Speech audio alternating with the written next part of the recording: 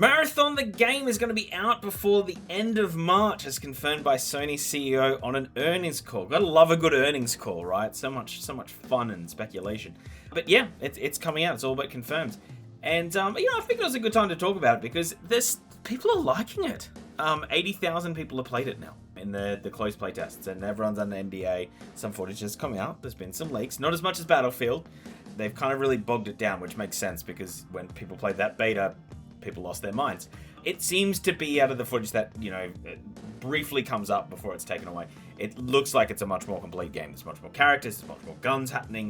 The world itself looks a little bit more filled in. So, is this going to be alright? Is this going to be okay? For those that don't know, this game kind of went through the ringer. It came out and it was going to be a closed beta, and then I think to respond to Arc Raiders, they kind of made it an open beta. I think it was an open beta, but it had an NDA attached to it. I can't remember how it was all going to work, but there was definitely no NDA attached to it. I think it was on the back of Arc Raiders in their beta doing quite well.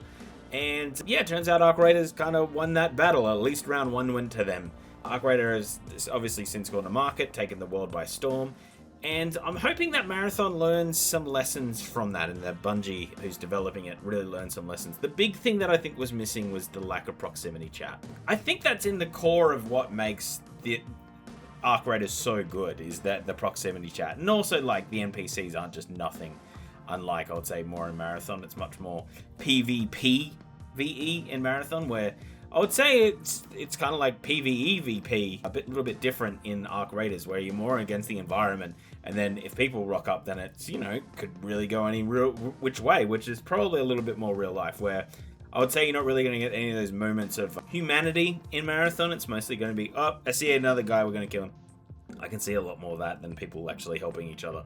So I think right there off the bat, they're already going to be on the back foot, because I think people kind of like that experience. And I just think, like, with people that are coming over from Destiny and other Bungie games are going to be much more used to, well, I see someone murder them and we move on with our life.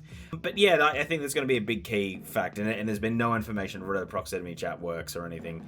And I think that was one of the big lacking things from the beta when Mathathon first came out, is no proxy chat. But it does look like there's a bit more content and the game's a bit more filled out. So there could be something actually here. This might be an okay game. A lot of people playing it have really enjoyed it. And Sony and Bungie kind of need this to work. This is either going to work or it's not, because their CEO has pretty much come out in the same earnings call and said that Destiny kind of failed. Or not failed, didn't meet their expectations for $3.6 billion that they bought it for. That's Bungie, that is. So, and it's no real shock there. I also love that game's underperforming. It's still a top 100 played Steam game. It came out, like 8 years ago or something like that? I think it's 8 years ago. And it's still in the top 100 most played Steam games. And I love that. And it's like, it's a failure. Do you know how many people would love to have a Steam game in the top 100? And that's the problem with this live for service model. It sometimes just doesn't, 8 years down the road, and you're calling it a failure or saying it's not leading up to expectations, just because the updates, people kind of fall away and fall off. That's wild to me. That's insanity. But it's something that they've mentioned. So Mathathon really needs to kind of be a hit, or else we might be sort of circling the end for Bungie. I don't know. I think they paid too much for it to close it down, but it might get kind of not be the way that it was. Not that a lot of people have moved on from Destiny to now, and a lot of people have moved on from the Halo days. I don't think there's many of them rattling around anymore. They have changed their CEO, which is probably a good thing. That's Bungie. That is, because he seemed problematic. But yeah, this game, it seems like the gunplay is a bit more snappy. It's much more what you expect from Bungie. I didn't mind the beta as much as I think a lot of people did. A lot of people dunked on it. I thought for a beta it was fine. For a release game, God no, it wasn't ready for that. And I think Arc Raiders kind of ruined it for everyone, because that beta was so good. Where a beta is just meant to go, hey, we're doing a massive playtest. This is not a finished product, and we're going to learn from this. So when the game comes out, there aren't those problems.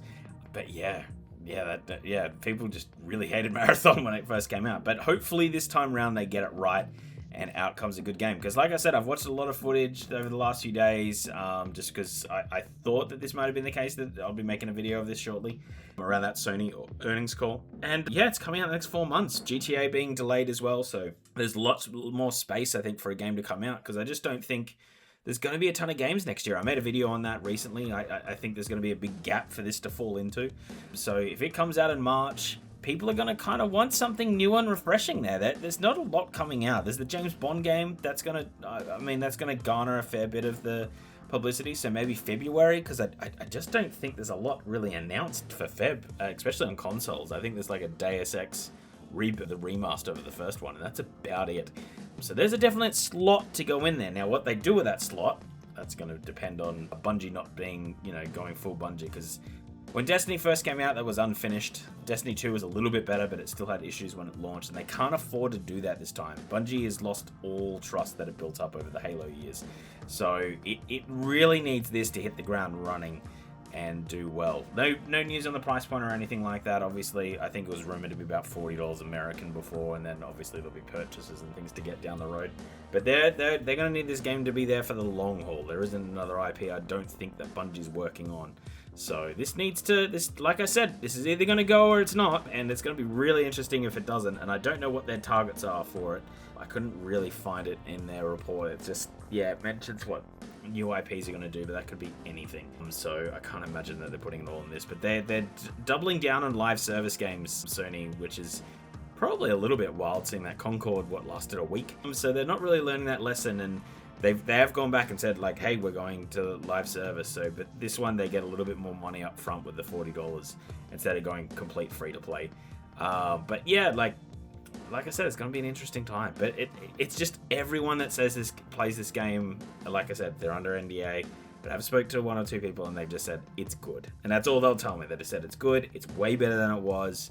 And like I said, I didn't hate it when it first came out. I just thought it was underdone, right? Like, I would have been furious if that was the way it launched. But for a beta, I think we as a gaming community can be assholes, right? Like, with a beta, it's just like, man, this is meant to be a demo for them. This is like a tech demo. This isn't like to get it into our hands. And obviously, there's a little bit of playing it and finding out if it's fun or not. But for the most part, it's not the finished product. I just think Arc Red has really ruined it for everyone because that was such a polished beta.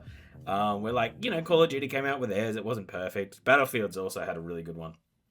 So hopefully they've learned from the mistakes. I mean, that's what a beta's there for, I guess. Like, if you have a bad beta and people say things to you, then you go back to the drawing board and you figure this out. So if they can launch the game that's complete, Bungie is well and truly good in my books, because that's listening to feedback. That's listening to gamer engagement, right? That's why you have betas.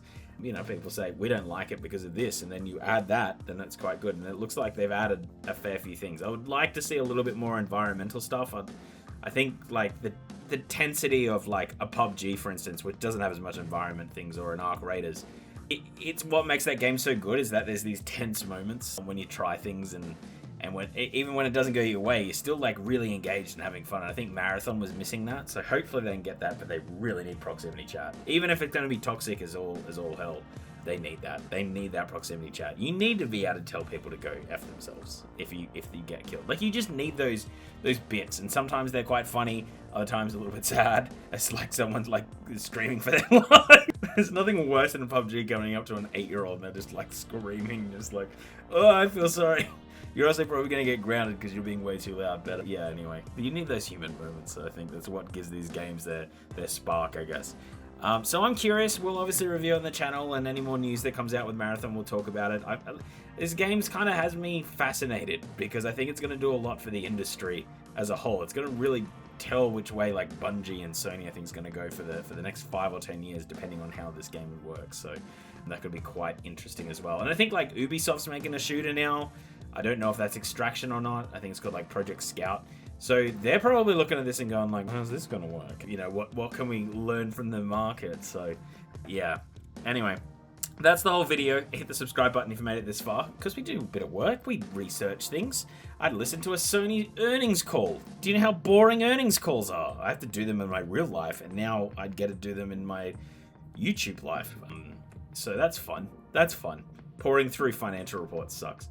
But then you don't have to do it. Comment down below anything to do with Mathathon, anything to do with what I've mentioned. If it sparked a comment, put it down below. We respond to everything here.